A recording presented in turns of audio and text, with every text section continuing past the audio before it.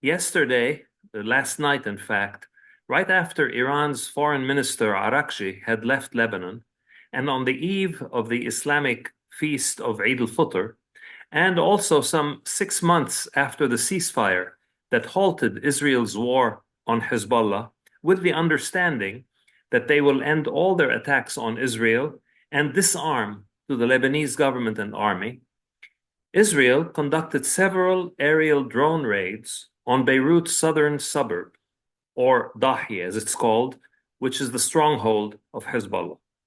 It seems Hezbollah refuses to get the message that it is now a new reality, that they have lost, and that they cannot reconstitute themselves and must disarm both south and north of the Litani River. Sadly, it appears that the feckless Lebanese government also is unwilling to internalize this same message. If you look back at 2024, you'll see that unprecedented and generally very positive developments took place that year, thanks mainly to Israeli intervention.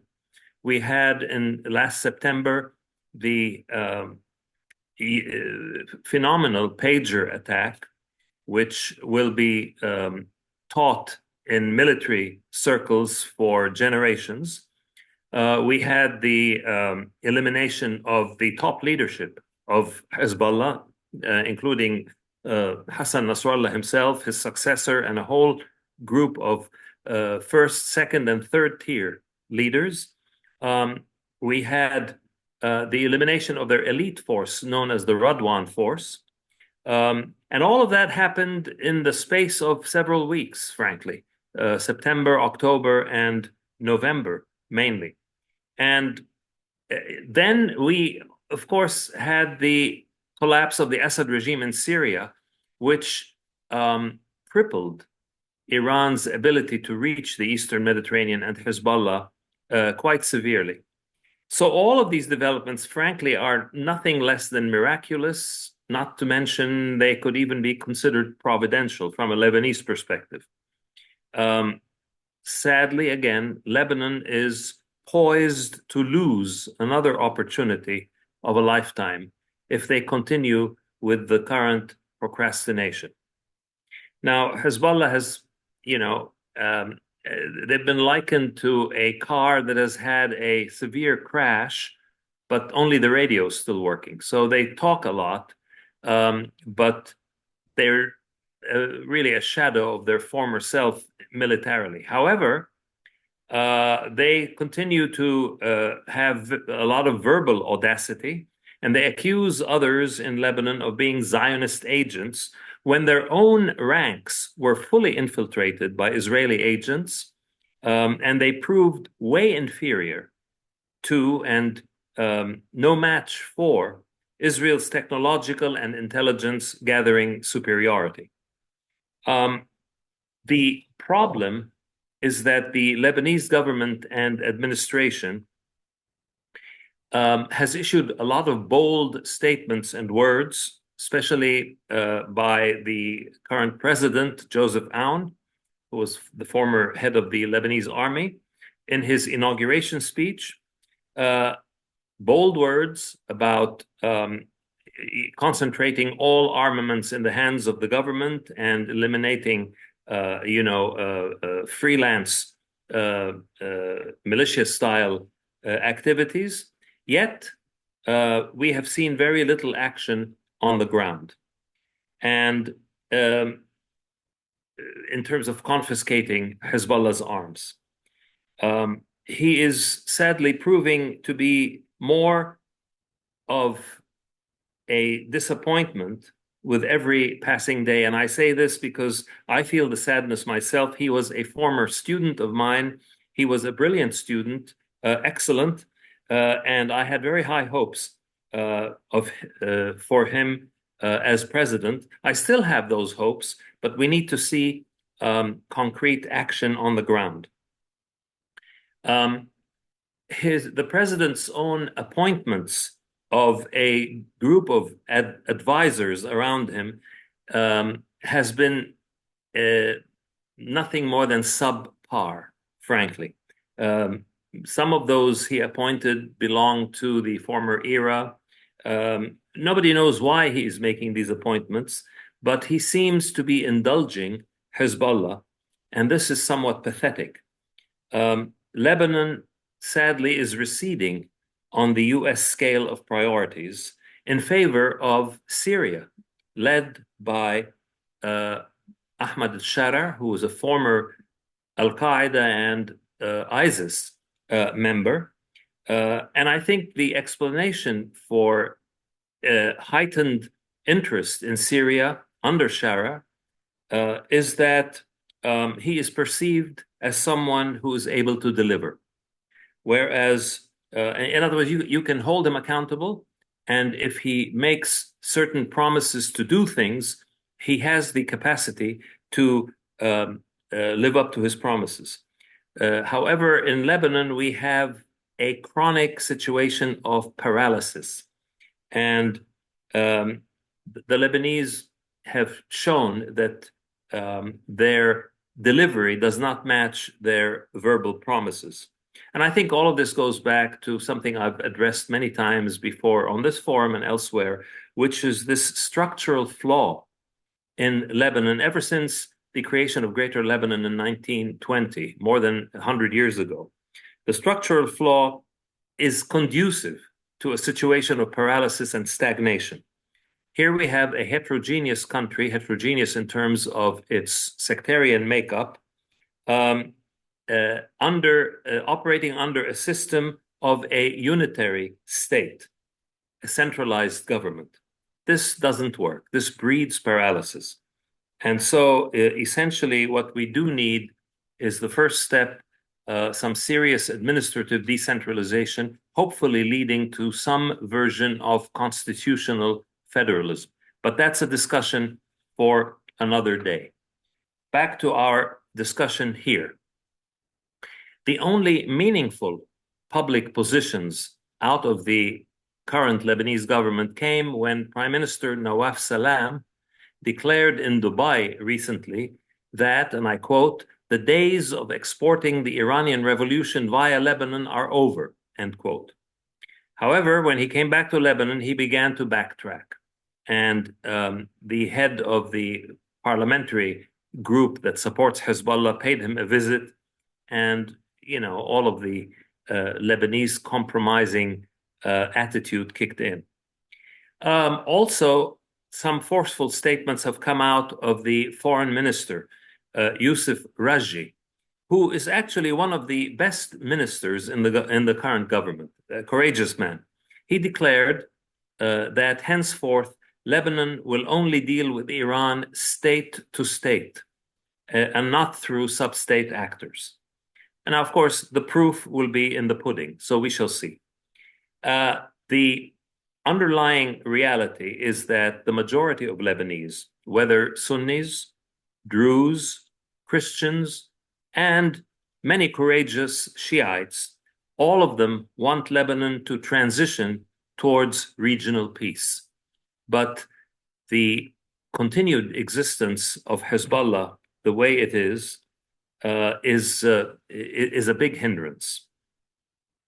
Lebanon seems to be the only arena where Israel has the full approval of the United States for its operations, as demonstrated yet again by last night's raids that I mentioned on Hezbollah in Beirut's Dahi neighborhood. The Lebanese government and president either don't seem to grasp the dynamics of the current situation, or they remain too intimidated by Hezbollah to act decisively. The results have been a complete shuffling of priorities, leading to open-ended paralysis. To speak about the need for an Israeli withdrawal from South Lebanon and the start of reconstruction, when Hezbollah has still not been fully disarmed, is a non-starter. It's putting the cart before the horse. No money will be coming in, no Israeli withdrawal will occur, and no reconstruction will commence, nothing, unless and until Hezbollah's weapons and arms-making factories are handed over or seized by force. And Lebanon then shows willingness to enter the Abraham Accords, namely the mechanism leading to peace with Israel. Then and only then will Israel leave South Lebanon and reconstruction can begin with the inflow of money. The Israeli strategy, since one of Israel's weaknesses is that it doesn't have great geographic strategic depth, it compensates for that with a policy of bufferism.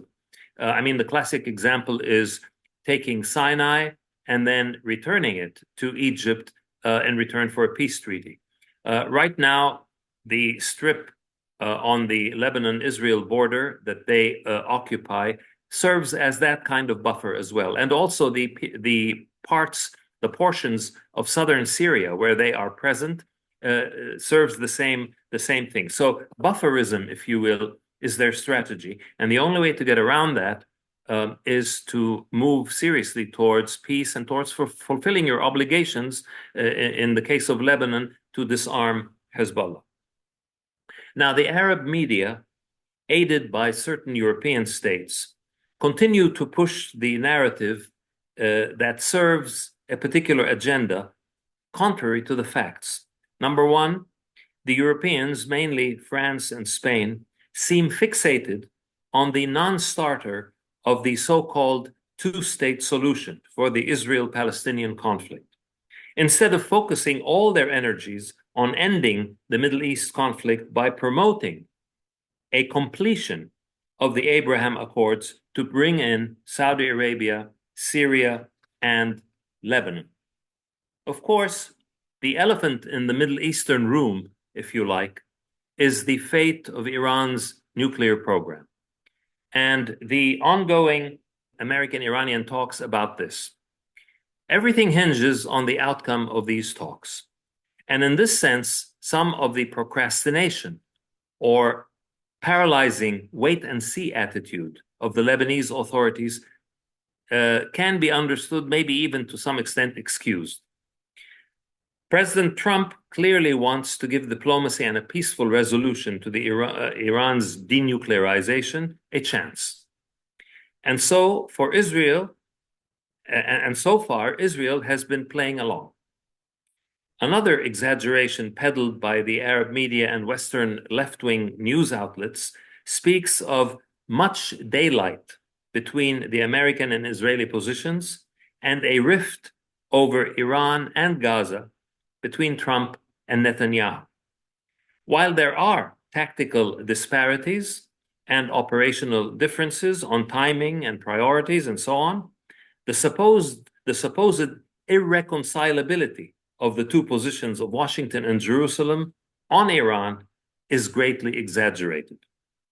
At the same time, the Witkoff-led negotiations with Iran seem to be going nowhere, or to be hitting a deadlock.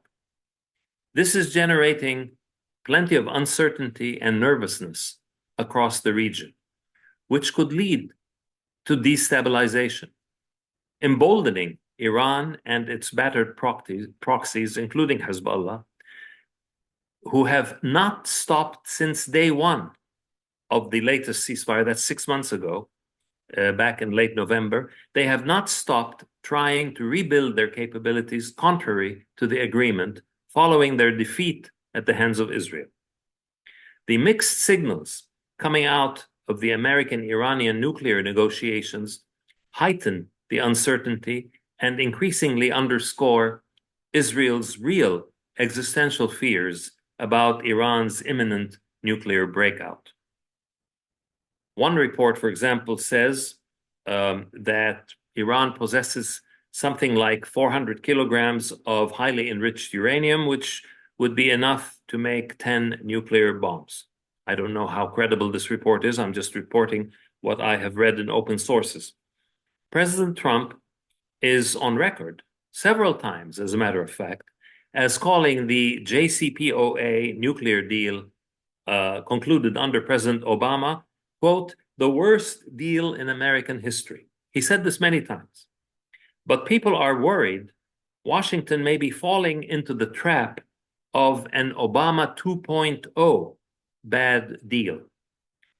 Given the skill and patience of Iran, the Iranians are legendary bazaar negotiators. They can take a horse to water several times and bring it back thirsty. And this is apparently what's happening with these Witkoff-led negotiations. This prospect is alarming, certainly for Israel, whose very existence is on the line. But for all the rest of us, since our fate is going to be decided largely by the outcome of these negotiations. Hence, the Israelis have seen a golden opportunity to strike right now. Any strike on Iran, of course, needs careful choreography. Given the presence of American troops and bases in the region, and also the potential of Iranian retaliation not only against Israel, but also against America's Gulf and Arab allies. So close coordination between Washington and Jerusalem on any action will have to occur. And I cannot discount the certainty that such coordination will take place if and when it is needed. The other fact is that Iran, objectively, right now, is quite weak at present. And, this heightens the sense that this is an important opportunity that should not be missed. Now, I've said a lot about Lebanon and Iran and the region and so on. A couple of other regional menaces or challenges, if you will, need to be mentioned. Turkey, led by Erdogan, is both an Islamist state of the Muslim Brotherhood variety, certainly Erdogan is, and his policies reflect that, plus being driven by some kind of what can be called a neo-Ottoman imperial expansionist set of objectives. So neo-Ottomanism plus Muslim Brotherhood ideology, these are what define Turkey's current leadership. And these affect Turkey's posture in Syria. They affect Turkey's attitude towards Israel, Turkey's posture with respect to Cyprus, Greece, the Kurds, and even, I would say, its anomalous, some have called it the Trojan horse, presence in NATO. So Turkey is a challenge looming on the horizon. Maybe right now Iran is on the front burner, but Turkey certainly needs to be watched quite carefully. Now, the situation in Syria is quite complex.